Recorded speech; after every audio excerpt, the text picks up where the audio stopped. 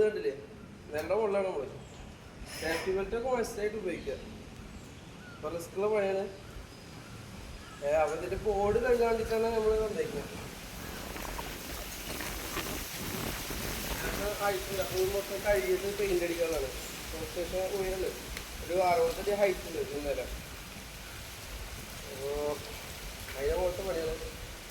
എല്ലാവരും ലൈക്ക് ചെയ്യുക, ഷെയർ ചെയ്യുക, കമൻറ്റ് ചെയ്യുക. പിന്നെ എല്ലാവരും ദ്വായിൽ കൊടുക്കുക.